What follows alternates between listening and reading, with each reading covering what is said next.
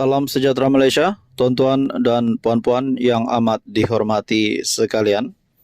Selamat datang ke channel Fels Lifestyle. Setelah baru-baru ini, selesainya ataupun berlabuh tirainya pilihan raya kecil Parlimen Pulai dan juga pilihan raya kecil Dun Simpang Jeram yang dimenangi oleh Pakatan Harapan.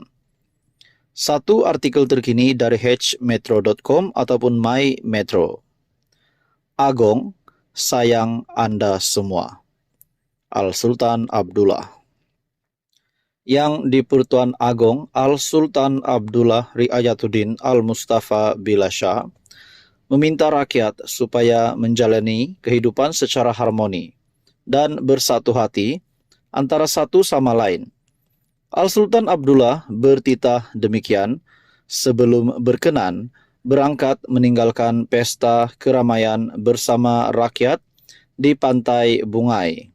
Berkenu di sini sempena kembara kenali Borneo. Duduk baik-baik, aman damai dan harmoni semuanya.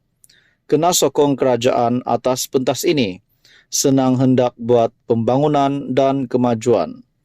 Ini satu lagi titah ataupun kenyataan yang di-Pertuan Agong yang pasti membuat ramai orang terharu. Duduk baik-baik, aman damai dan harmoni semuanya. Kena sokong kerajaan atas pentas ini, senang hendak buat pembangunan dan kemajuan. Saya tak mahu cakap politik, saya hanya mahu cakap tentang kasih sayang saja. Saya Agong untuk rakyat Sabah dan Sarawak dan semua. Perlu bersatu hati, bersatu padu, titah Seri Paduka. Raja Permaisuri Agong, Tunku Aziza Amina Maimunah Iskandaria turut berangkat pada pesta keramaian yang dianjurkan sempena kembara kenali Borneo yang memasuki hari ke-8 hari ini. Berangkat sama ialah pemangku Raja Pahang, Tengku Hasanal Ibrahim Alam Shah Al-Sultan Abdullah Riayatuddin Al-Mustafa Billah Shah, Tengku Panglima Raja Kolonel, Tengku Amir Nasir Ibrahim Shah, dan Paduka Anakanda, Tengku Ahmad Ismail Muazzam Shah. Al-Sultan Abdullah turut bertitah menzahirkan jutaan penghargaan kepada penduduk di Miri atas sambutan yang cukup hebat bagi meraihkan keberangkatan Seri Paduka bersama keluarga diraja sempena kembara kenali Borneo. Hari ini suatu hari yang cukup besar buat kami sekeluarga, satu peringatan yang tetap di hati kami sepanjang hayat. Artikel dari My Metro ataupun hmetro.com bertarik 10 September 2023.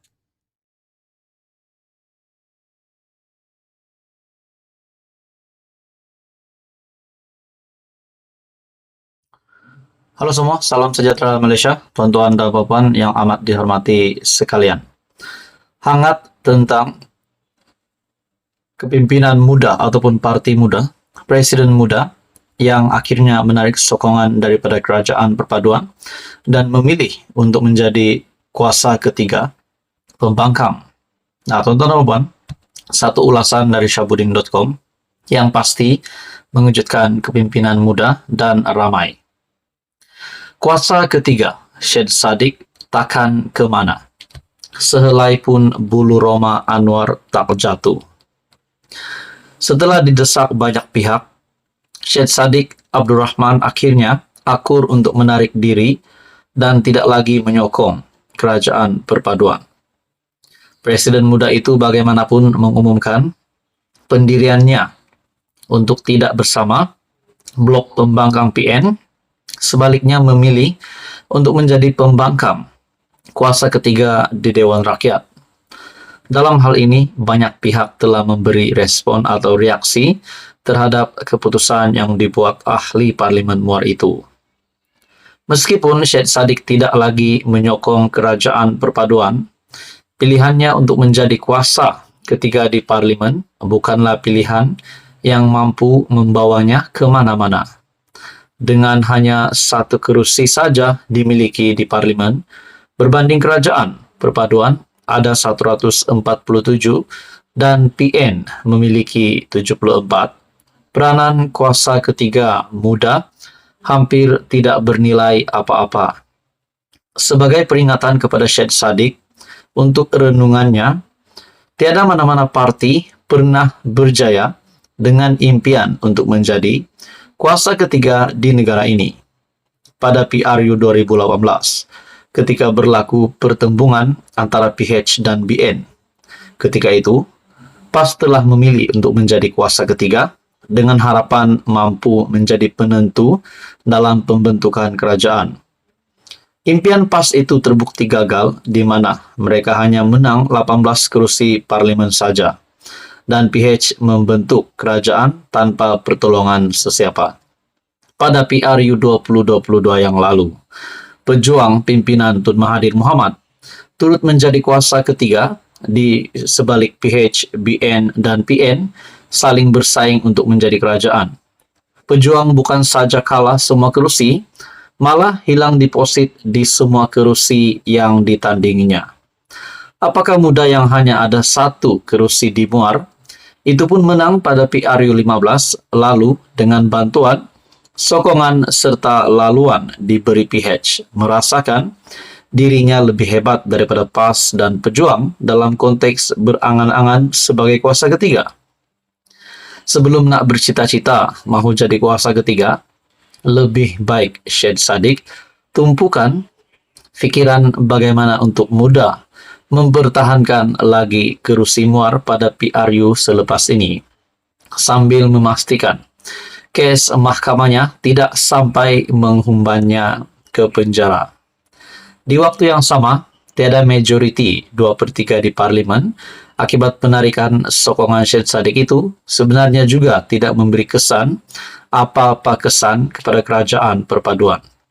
Tiada apa-apa yang terganggu dalam pentadbiran seharian kerajaan.